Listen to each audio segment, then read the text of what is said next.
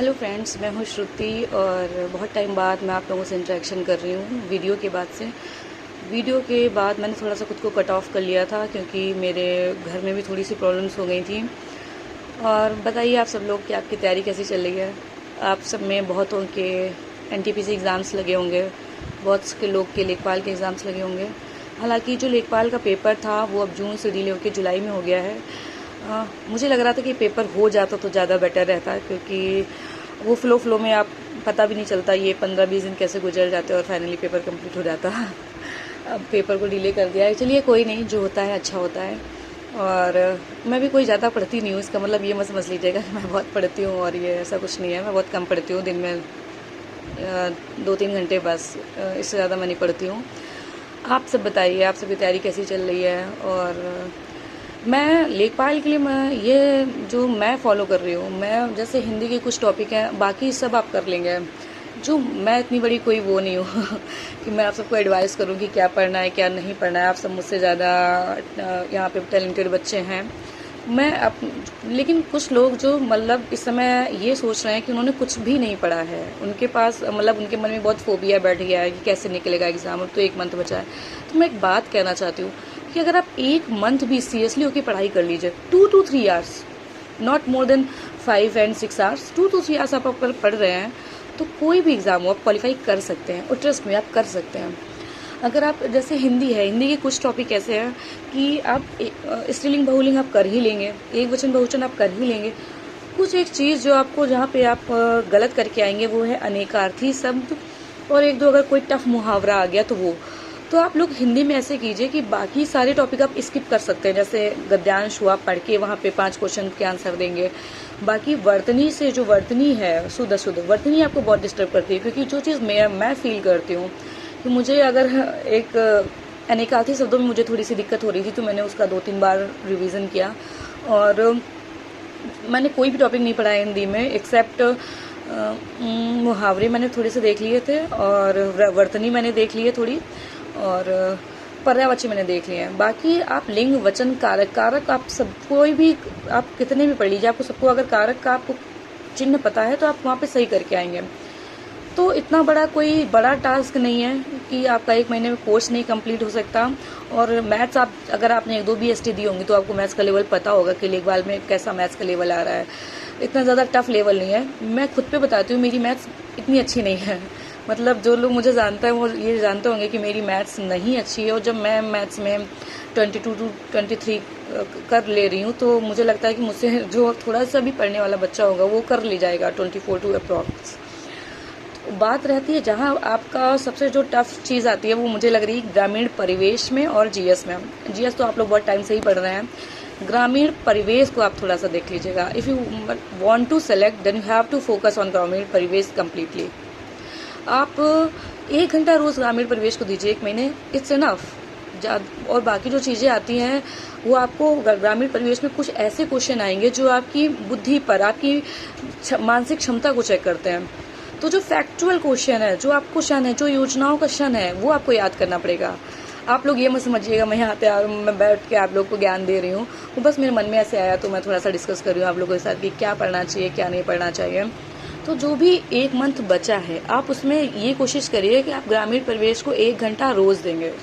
बाकी आप हिंदी मत पढ़िए, हिंदी एग्ज़ाम के 2 दिन पहले 4 दिन पहले बैठ के एक बार अनेकार्थी रिवाइज कर लीजिएगा, एक बार जो टफ मुहावरे हो थोड़ा सा उनको देख लीजिएगा। विलोम शब्द आप बिल्कुल छोड़ के जाइए। 1-2 विलोम शब्द ही, जैसे गौरव का लाघा होता है, जो मुझे टफ लगते हैं, जो आप उनको हाईलाइट कर लीजिए भी 1 दिन फुर्सत में बैठ के, सिर्फ वही विलोम शब्द आप रिवाइज करके जाइए। आप अनेकार्थी एक बार ढंग से देख लीजिएगा, और वर्तनी, बाकी सब जो हिंदी लेवल आएगा वो आप सब करके आओगे। मुझे पता है जहाँ सिलेक्शन, जहाँ पे आप लोग फाइट करेंगे वो सिर्फ ग्रामीण परिवेश और जीएस जो आपका सिलेक्शन डिसाइड करेगी। तो खैर ये सब बातें तो हो गई। और हालांकि बच्चे मुझसे बहुत ज़्यादा अच्छे हैं, मुझे कोई ऐसा नहीं कि मैं आप लोग को बैठ के यहाँ पे ये बता रही हूँ कि क्या पढ़ना है क्या नहीं पढ़ना है। बस वो ऐसे ही जो मैं फॉलो कर रही थी मैं वो बता रही हूँ। देखिए अब मुझे ना एक सिलेक्शन नहीं होने का डर ख़त्म हो गया। मुझे ये लगता है कि अगर आप मेहनत कर रहे हो और आप बहुत टाइम से मेहनत कर रहे हो तो उसका फल आपको निश्चित ही मिलेगा। मैं पहले बड़ी डरती थी सिलेक्शन होगा कि नहीं होगा, सिलेक्शन होगा कि नहीं होगा। मुझे डर ही नहीं लगता यार, 2 ही ऑप्शन है, होगा या नहीं होगा। और नहीं होगा तो हम हार मानने वाले में थोड़े हैं। आगे एग्ज़ाम होगा, आगे देंगे। और जुलाई में वैसे भी पीटी आ ही रहा है, तो इतना कोई डरने वाली बात नहीं है, इतना बड़ा कोई फोबिया नहीं है कि नहीं होगा, नहीं होगा, नहीं होगा तो क्या होगा, कुछ नहीं होगा। आप अभी तक सर्वाइव करके यहाँ तक आए हैं, आपने बहुत कुछ पढ़ा है, तो इस चीज़ से तो निश्चिंत रहिए कि नहीं होगा तो क्या हो जाएगा, कुछ भी नहीं होगा। एक एग्ज़ाम आपका कैरियर नहीं डिसाइड कर सकता। मैं खुद को देखती हूँ, मैं एक परफेक्ट एग्जाम्पल हूँ फेलियर का। मैंने अपनी ज़िंदगी में इतने फेलियर्स देखे हैं कि मुझे वो चीज़ ख़त्म हो गई। मुझे कोई भी शर्मिंदगी नहीं फील होती है कहने में कि मैंने बहुत से फेलियर्स देखे हैं। यूपी पुलिस की रनिंग से बाहर होना, टाइपिंग से बाहर होना, फिजिकल से बाहर होना, और बहुत सी ऐसी चीज़ें, वो तो कभी बात की बात है। मैं यहाँ ये नहीं बताना चाहती कि आप लोग से ये सोचो कि मैं खुद के बारे में बता रही हूँ, ऐसा कुछ भी नहीं है। मैं सिर्फ ये बता रही थी कि अगर आप कितने बार फेल हुए ये माने नहीं रखता, माने ये रखता है कि आप कब तक लगे रहते हो। और मैं खुद को इसी चीज़ में बहुत पॉजिटिव होती है, खुद के लिए मैं इसीलिए बहुत अपने आप को ये समझती हूँ कि मैंने आज तक हार नहीं मानी। जीवन में मेरे कुछ भी हुआ, बहुत सी तकलीफ़ें आई, कभी कभी ऐसा टाइम था कि नहीं, बिल्कुल लगा कि पढ़ाई से बिल्कुल कट ऑफ ताल्लुक़ ख़त्म हो जाएगा, लेकिन ऐसा नहीं है। मैंने 3-4 साल से मैं कंपटीशन की तैयारी कर रही हूँ, और मुझे लगता है कि अगर मेरा नहीं होता है, गॉड सेक हो जाए, अगर मेरा नहीं होता है तब भी मैं तब तक नहीं रुकूंगी जब तक मेरा सिलेक्शन ना हो जाए। तो मैं आप सभी से कहना चाहती हूँ कि जीवन में कितनी भी परेशानियाँ हैं, उसका ये नहीं होता। कुछ लोग कहते हैं शादी हो गई, अब जो लड़कियाँ मोस्टली एक एज हो जाती है, लड़कियों की शादी जल्दी हो जाती है कि टाइम नहीं मिल पा रहा है, या और कुछ वे बदल गए। ये मैं उनसे एक चीज़ कहना चाहती हूँ, अगर आपके मन में है ना कि आप कर सकते हो या आप करना चाहते हो, तो सिर्फ 1 या 2 घंटे निकालिए।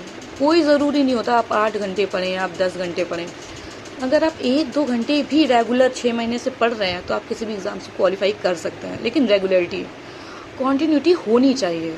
अगर आप 10 दिन पढ़ते हैं, उसके बाद आप 15 दिन नहीं पढ़ते हैं, तो मैं उनकी बात नहीं कर रही हूँ, लेकिन अगर आप 1 महीने भी कॉन्टीन्यूअस पढ़ते हैं तो आप एग्ज़ाम क्रैक कर सकते हैं।